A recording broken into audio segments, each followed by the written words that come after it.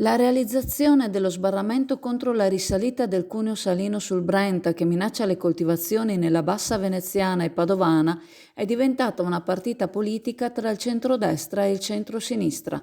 Il consigliere regionale del Partito Democratico Veneto, Jonathan Montanariello, accusa il sindaco di Chioggia e il consigliere regionale della Lega, Marco Dolfin, di aver tradito Chioggia, il Veneto e la sua agricoltura, alla faccia della filiera.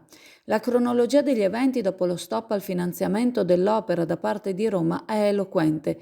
Il sindaco Armelao nel novembre del 2021 aveva annunciato l'avvio dei lavori, cosa mai accaduta. Eppure nel febbraio di quest'anno, invece di condividere una mozione da noi presentata, il consigliere regionale leghista si era scagliato contro questa iniziativa che voleva sollecitare la realizzazione della diga.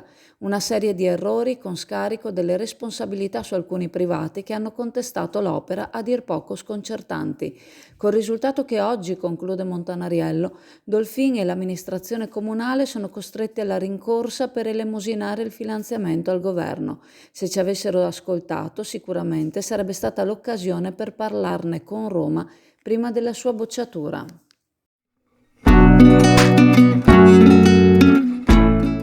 Preparati a gustare le specialità tradizionali e le novità esplosive che potrai trovare all'Indiga.